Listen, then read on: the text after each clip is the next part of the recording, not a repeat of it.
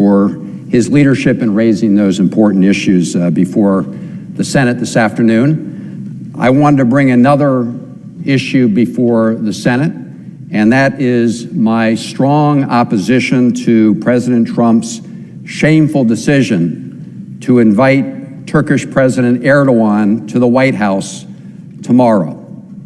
It's a decision that has alarmed our allies and comforted our adversaries. It's a decision that undermines our values and our national security interests, and it's a decision that sends a terrible message to the world about how to get invited to President Trump's White House.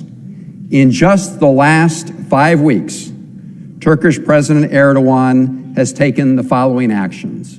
1, launched an attack on a key ally of ours, in fact, the key ally in our fight against ISIS terrorists, the Syrian Democratic Forces led by the Syrian Kurds.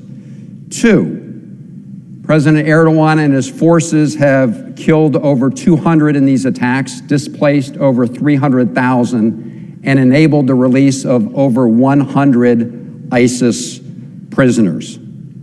3, Erdogan is using jihadi proxies that include a lot of al-Qaeda elements, and they are committing gross human rights abuses, including what the Trump administration has acknowledged are war crimes.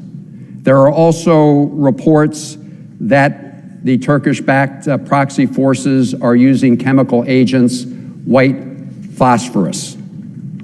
4, Erdogan and his forces have violated the so-called safe zone agreement that was reached by Vice President Pence in Ankara a few weeks ago. And after President Erdogan entered into that agreement with Vice President Pence, which has been violated, he turned around and decided to cut a separate deal with Putin and Russia, thereby giving Russia even more leverage than it already has in Syria. In addition, Erdogan has boasted that he organized a hit squad to assassinate the top commander of our Syrian Kurdish allies. The commander is General Mazloum, and President Erdogan did that even after President Trump acknowledged that our Syrian Kurdish allies had given us important information that helped us kill ISIS leader Baghdadi. In fact, Erdogan has compared the military leader of our Syrian Kurdish allies, those who bore the brunt of the fight against ISIS, with the ISIS leader that we just killed, Baghdadi. And President Erdogan did all that in just the last 5 weeks. So what does President Trump do? Instead of calling upon the House and the Senate to pass the economic sanctions bill that have been introduced, he rewards Erdogan for all those actions with a coveted White House meeting. Madam President, that is not the way we should be treating somebody who just spent the last 5 weeks thumbing his nose at the United States, undermining our interests, endangering our allies, strengthening Russia, Assad, and Iran, and increasing threats to our ally, Israel. It sends a terrible message to the world. Go ahead and undermine the national security interests of the United States, and the President of the United States will invite you over for dinner. Madam President, I've teamed up with Senator Graham and others on a bipartisan basis, and I want to thank the presiding officer for her support on that legislation, sanctions legislation to hold Turkey accountable. Here's what Senator Graham said about President Erdogan just 3 weeks ago, and I quote, "If you want to get Erdogan's attention, you have to treat him like the thug he is," unquote. That's Senator Graham speaking. And yet Erdogan, time and again, over the last 5 weeks and before, has essentially spit in the eye of the United States, and now he's coming to Washington for a White House meeting. Madam President, this is very difficult to explain. I'm not sure any of us has the answer as to why President Trump is doing this. The Washington Post had an article on October 17th, headline, "In Turkey's President Trump seems to have found a soulmate." And if you read through the article, you can see that President Trump does seem to have an affinity for President Erdogan of Turkey. And clearly, President Erdogan likes to get on the phone with President Trump, because whenever he does, President Erdogan seems to get his way. And now he'll come for a face-to-face meeting. And I'm sure President Erdogan expects to get his way again. And why would he think that? Well, it's because the last time they talked, President Erdogan clearly took away from the conversation that it was just fine with President Trump if Turkey attacked our Syrian Kurdish allies. President Erdogan clearly believed he had the green light. In fact, after they hung up from that phone call, President Erdogan sent his forces and used proxy forces to attack our Syrian Kurdish allies. And President Trump tweeted out that we were withdrawing some of our special forces from the area, special forces that had helped deter Turkish aggression against our Syrian Kurdish allies.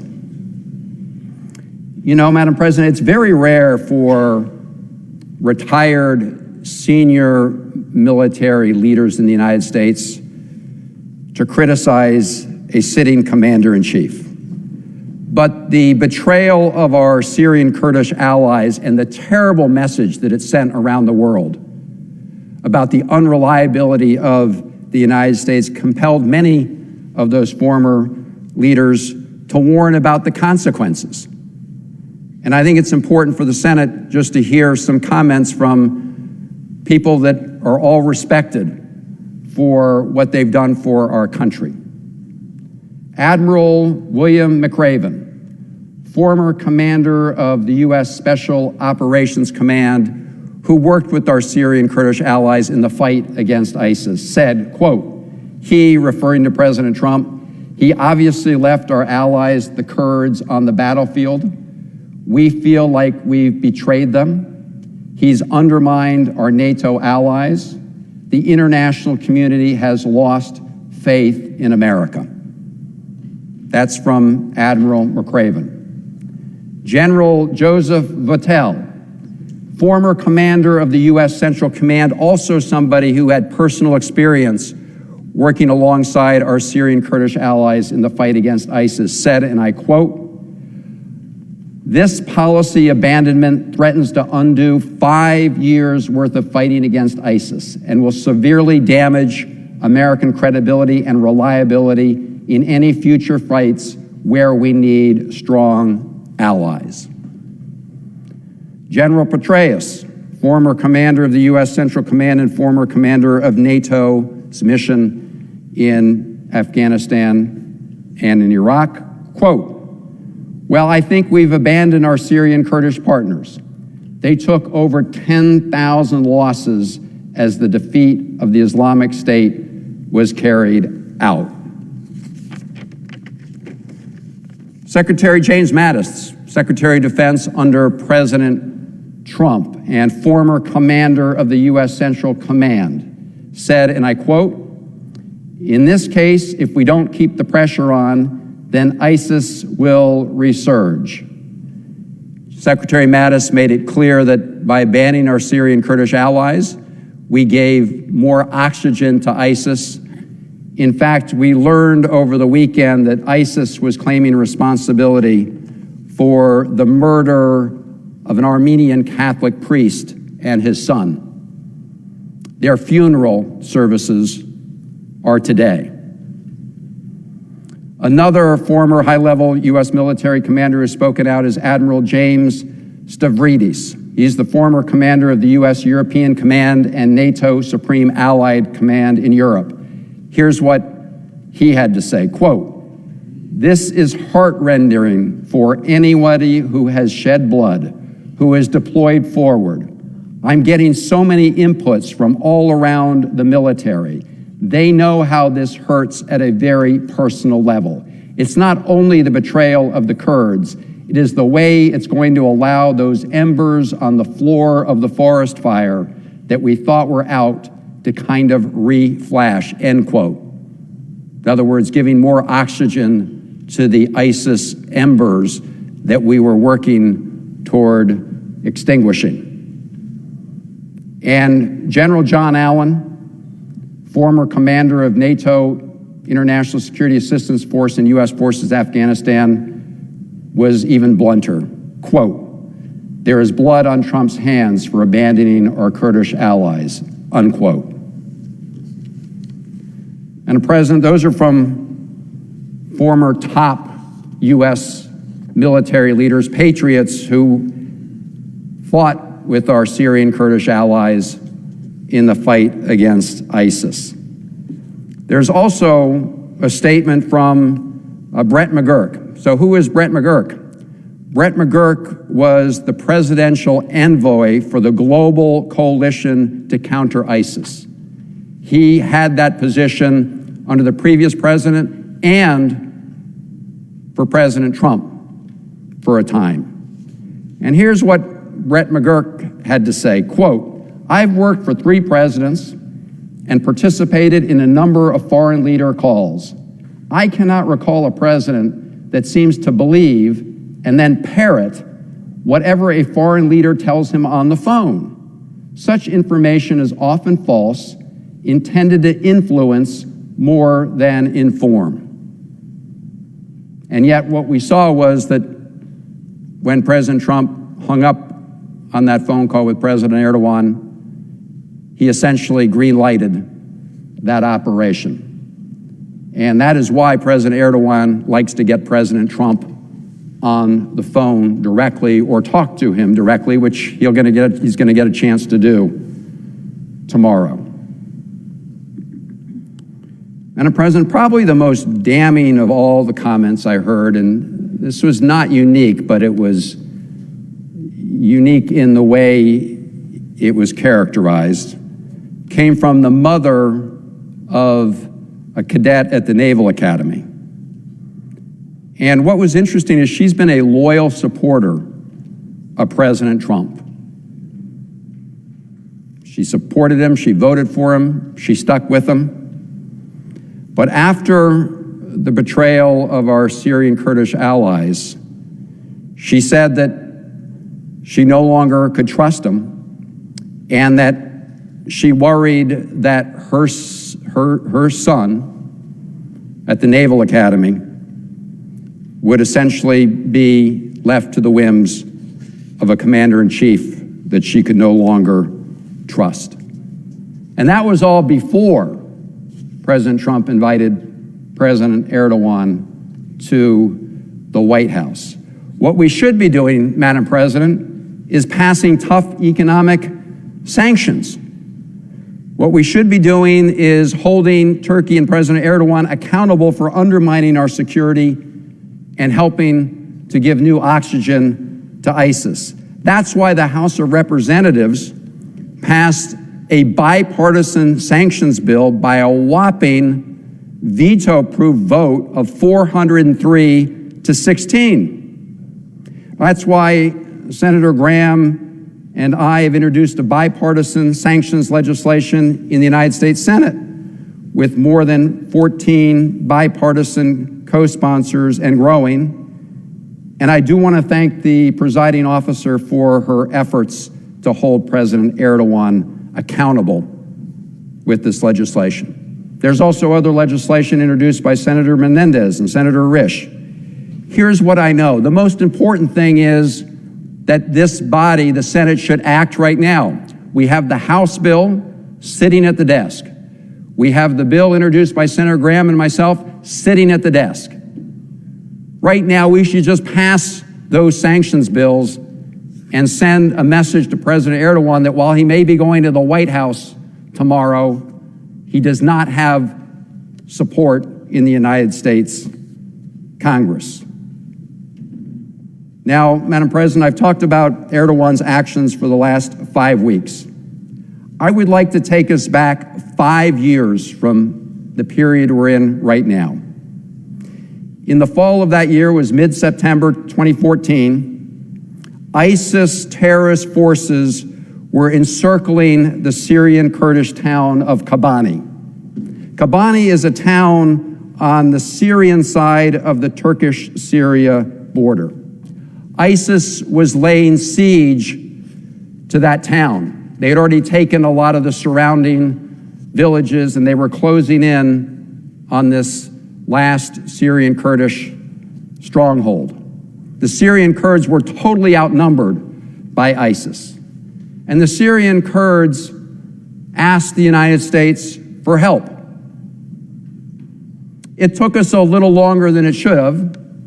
Took us weeks, not days, but we agreed to help supply our Syrian Kurdish allies with weapons and equipment in the fight against ISIS. And we asked Turkey if they would help us supply weapons to the Syrian Kurds, because Kobani is right there on the Syrian Kurdish border. Turkey refused. President Erdogan said no. So the United States, at greater risk to our own forces, had to airdrop weapons and supplies into Iraq from U.S. aircraft. And with that help, our Syrian Kurdish forces were able to stop ISIS from taking over Kobani and began to push them out. And again, with our help, primarily from the air, pushed them out. And in that fight over the last 5 years, the Syrian Kurds have lost over 11,000 men and women, soldiers, and others. That's what they've lost in the fight with us for ISIS.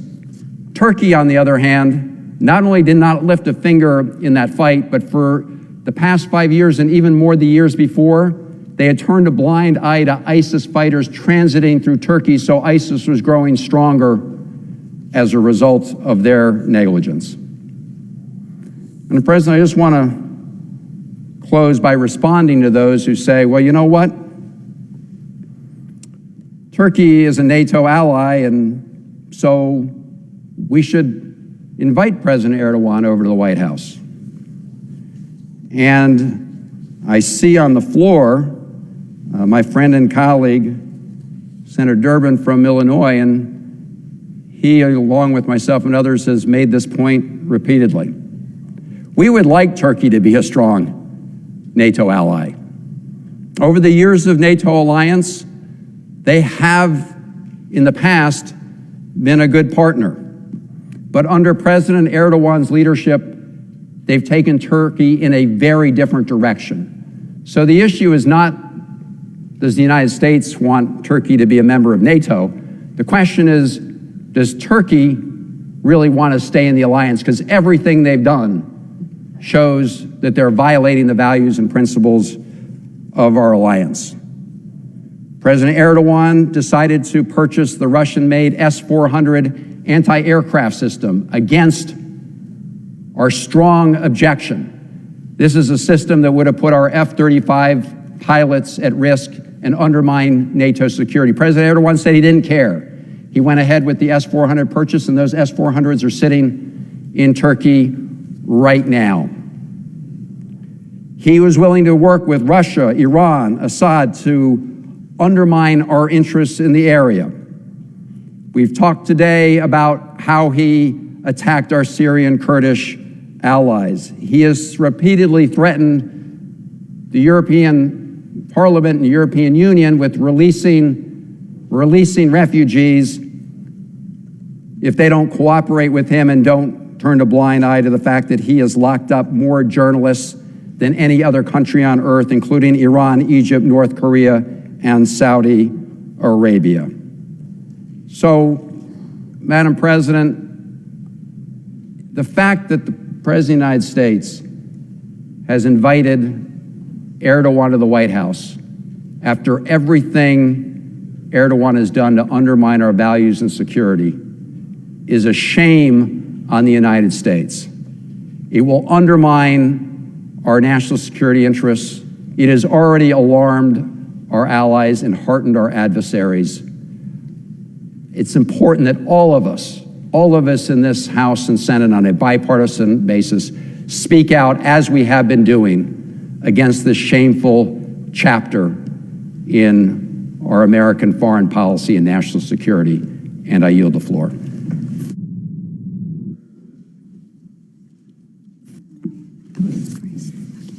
Senator from Iowa.